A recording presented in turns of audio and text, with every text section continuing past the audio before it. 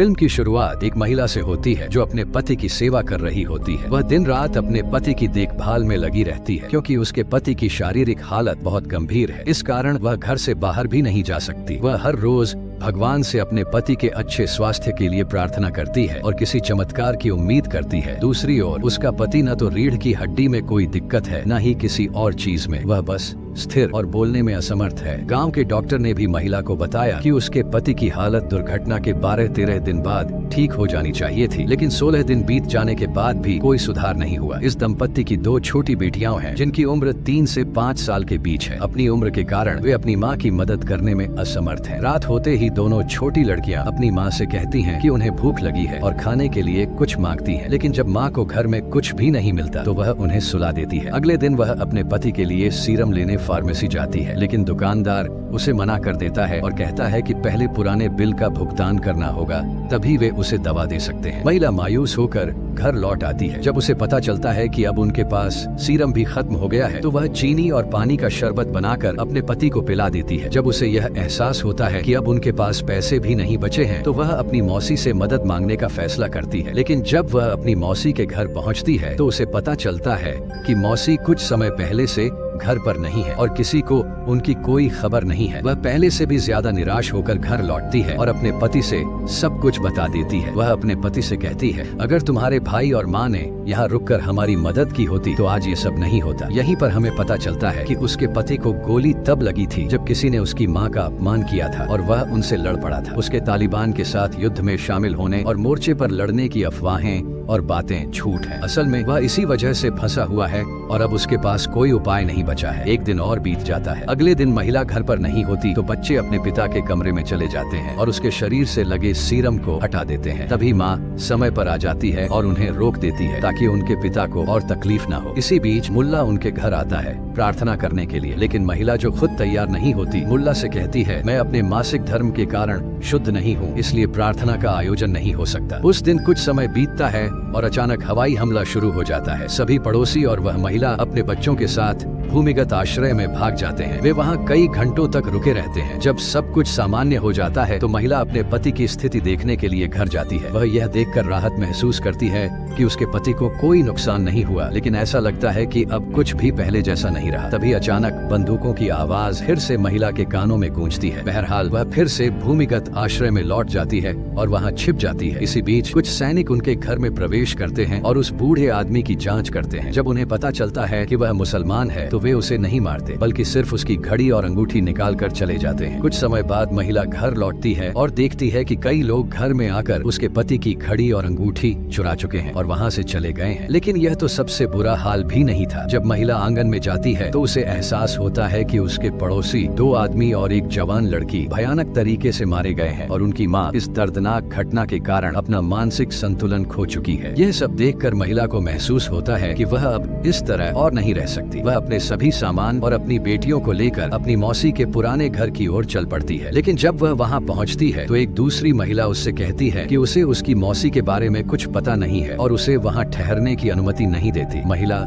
जिसका अब कोई ठिकाना नहीं बचा सीढ़ियों पर बैठ जाती है और कहीं नहीं जाती। अंततः वह बूढ़ी औरत दरवाजा खोलती है और उसे उसकी मौसी का एक पता देती है। अंततः महिला अपनी मौसी के पास पहुंचती है और उसे अपनी पूरी कहानी बताती है। उसकी मौसी भी उसे बताती है कि उसने भी एक बेहद कठिन जीवन जिया है, ऐसा जीवन जिसकी कल्पना करना भी मुश्किल है। मौसी बताती है कि उसे अपने सौतेले पिता की हत्या करनी पड़ी थी ताकि उसकी माँ और बहनें उसके अत्याचार से मुक्त हो सके। अब उसे मजबूरी में इस होटल में छिपकर रहना पड़ रहा है, दूर उन लोगों की नजरों से जो उसे जानते हैं। महिला जो यह महसूस करती है कि वह अपने पति को अकेला छोड़ने का अपराध बोध सहन नहीं कर सकती, आखिरकार वापस घर लौट आती है। वह अपने पति से सारी बातें इस तरह बताती है जैसे वह यह सब कहकर अपने मन का बोझ हल्का कर रही हो। ऐसा लगता है कि अब जीवन उसके लिए थोड़ा सहनीय हो गया है या फिर उसने अपनी जिंदगी जैसी है वैसी ही स्वीकार कर ली है। महिला अपने पति से कहती है, हमारी शादी को 10 साल हो गए हैं और मैंने एक दिन भी सुकून से नहीं गुजारा। यहाँ तक कि हमारी शादी के दिन भी मुझे तुम्हारी तस्वीर के पास बैठकर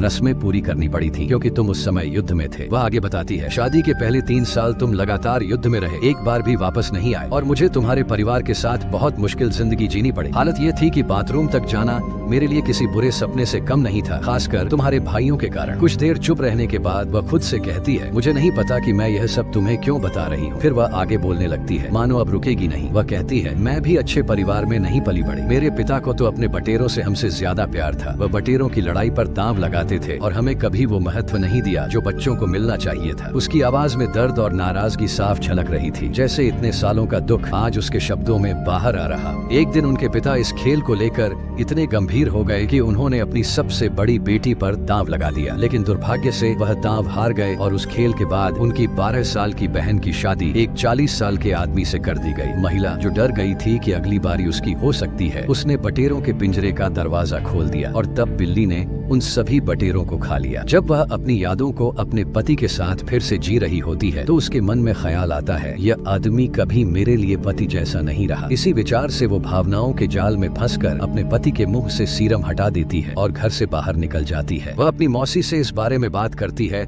और कहती है, मुझे नहीं पता कि मैं उसे ये सब बातें क्यों बता रही हूँ। उसकी मौसी उसे जवाब देती है, वह तुम्हारे लिए एक सहनशील पत्थर है, इसलिए तुम अपने जीवन की सारी तकलीफें और दर्द उससे साझा कर पाती हो। महिला जो इस बात को समझती है कि उसे अपने पति से दिल की बातें साझा करने में एक अजीब सा सुकून मिलता है, यह महसूस करती है कि भले ही वह आदमी उसके लिए कभी एक सही पति नहीं रहा, पर शायद वह उसके दर्द का अकेला गवाह है। वह घर लौटती है और पहली बार 10 सालों की शादी के बाद अपने पति को नहलाती है। ये वह पल था जब उसने अपने पति को प्यार से चूमा। थोड़ी देर बाद वह फिर से अपनी जिंदगी और भावनाओं के बारे में अपने पति से बातें करने लगती है, लेकिन उसी वक्त मुल्ला फिर से उनके घर आता है प्रार्थना करने के लिए। महिला उसे फिर से यही बताती है कि वह मासिक धर्म में है और अभी तैयार नहीं है। महिला को एहसास होता है कि शहर युद्ध के सैनिकों से भरा हुआ है। वह जल्दी से घर लौटती है और अपने पति को कहीं छिपा देती है ताकि वह सुरक्षित रहे, लेकिन उसी समय कई सैनिक उनके घर पर आ धमकते हैं और सवाल पूछना शुरू कर देते हैं, क्या उसका पति है या नहीं, वह किसके साथ रह रही है और यहाँ क्या कर रही है। महिला जो बस चाहती है कि वे उसे छोड़कर चले जाएं, सैनिकों से कहती है, मैं एक विधवा हूँ और यह घर मेरा कार्यस्थल है जहाँ मैं अपना शरीर बेचती हूँ। सैनिक उससे कोई और सवाल नहीं करते, उसे नुकसान नहीं पहुँचाते और घर से निकल जाते हैं, लेकिन जाने से पहले उनमें से एक सैनिक उसके चेहरे पर थूक फेंक देता है। महिला के लिए यह अपमान जितना भारी था उससे कहीं अधिक दर्दनाक था उसका यह झूठ बोलना ताकि उसका पति सुरक्षित रह सके। रात को महिला अपने पति के पास जाती है और फिर से उसे अपनी कुछ पुरानी यादें सुनाती है। सुबह होते ही उसे किसी की आवाज सुनाई देती है और सैनिकों के डर से वह तुरंत अपने पति को छिपा देती है। उसी वक्त पिछली शाम जो जवान सैनिक अपने कमांडर के साथ आया था वह फिर से घर लौट आता है। वह महिला को पैसे देता है और फिर उससे शारीरिक संबंध बनाने की कोशिश करता है। महिला के पास कोई विकल्प नहीं बचता और उसे उसकी बात माननी पड़ती है। ये सैनिक की पहली बार थी, इसलिए वह जल्दी खत्म कर देता है और फिर वहाँ से चला जाता है। इस घटना के बाद महिला बाथरूम में जाती है, खुद को धोती है और फिर सैनिक द्वारा दिए गए पैसे उठाती है। वह उन पैसों से अपने परिवार के लिए नया सीरम और खाना खरीदती है। अगले दिन वह जवान सैनिक फिर से आता है और पैसे देकर महिला से वही काम करने की मांग करता है। इस बार भी वह मजबूरी में उसकी बात मान लेती है। महिला जिसे अब अपने पति की स्थिर और निर्जीव हालत का पूरा यकीन हो गया है, उसके पास बैठकर सब कुछ उसे बताने लगती है। वह यहाँ तक कह देती है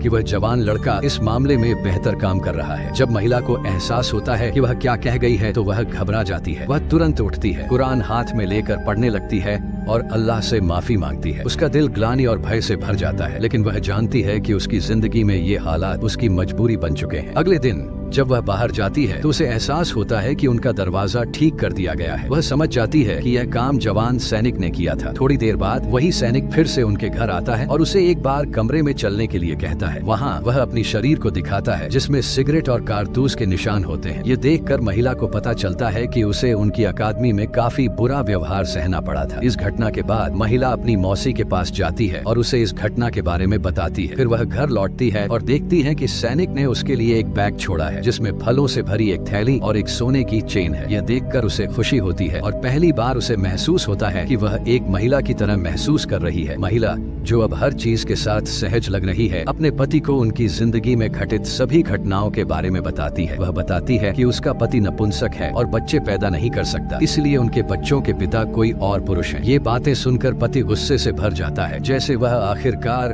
कोमा से बाहर आ रहा हो। वह बहुत गुस्से में आकर महिला को गला दबाने की कोशिश करता जाता है। महिला जो अब अपनी जिंदगी के अंतिम मोड़ पर है, एक चाकू निकाल लेती है और अपने पति को मार देती है। इसी क्षण सैनिक कमरे में प्रवेश करता है और उन्हें उस स्थिति में देखकर हैरान रह जाता है। फिल्म यहीं समाप्त होती है।